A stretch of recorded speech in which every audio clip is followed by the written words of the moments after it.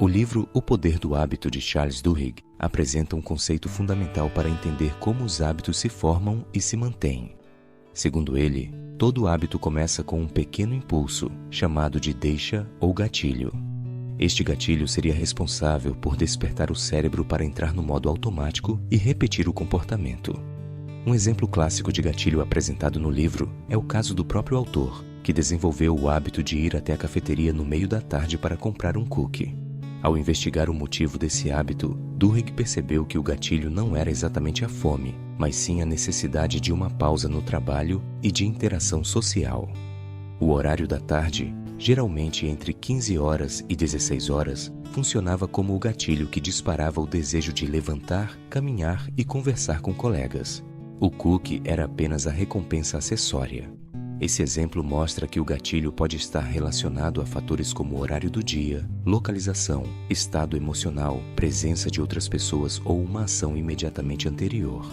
Duhigg demonstra que, sem compreender e controlar esses gatilhos, é praticamente impossível transformar maus hábitos. Essa dinâmica não é diferente na vida espiritual. Pequenas permissões, aparentemente inofensivas, podem ser os gatilhos que, sem perceber, nos conduzem ao pecado. Esse princípio está claramente expresso no capítulo 6 do livro de Números. Nesse trecho, Deus apresenta as instruções sobre o nazireado. A palavra nazireu tem o significado de separado. A Bíblia mostra que alguns indivíduos foram designados por Deus antes mesmo de nascerem, para viverem como nazireus por toda a vida, como é o caso de Sansão e João Batista. Contudo, na maioria dos casos, tratava-se de um voto voluntário de separação do mundo e consagração ao serviço sagrado por um período determinado, mediante o cumprimento de regras específicas, acessíveis a qualquer pessoa disposta a assumi-las. Dentre essas regras, estava a proibição de cortar o cabelo e o compromisso com a abstinência de bebidas alcoólicas. No entanto, a orientação sobre o vinho era ainda mais rigorosa. Não se tratava apenas da bebida fermentada, mas de qualquer derivado da videira, incluindo uvas frescas ou secas.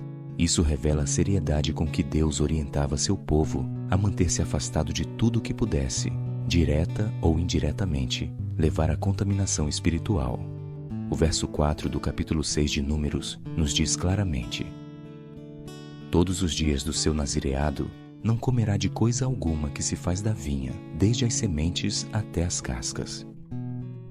Os nazireus eram chamados a evitar até mesmo aquilo que simbolicamente estivesse associado ao vinho, pois a uva era vista como um símbolo da bebida alcoólica.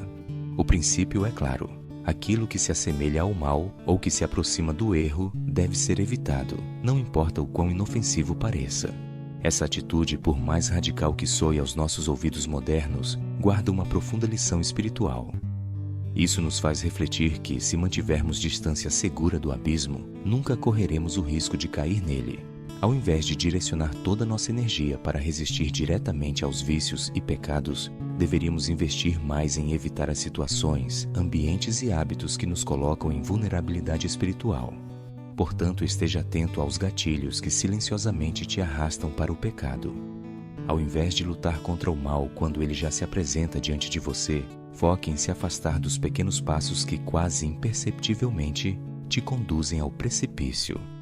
Refletindo sobre isso, somos levados a compreender que a verdadeira santidade não começa apenas quando rejeitamos o pecado explícito, mas quando escolhemos, intencionalmente, não nos expor aos caminhos que nos conduzem a ele. Como bem afirmou o teólogo Dietrich Bonhoeffer, o segredo da vida santa está menos em lutar contra o pecado e mais em fugir dele.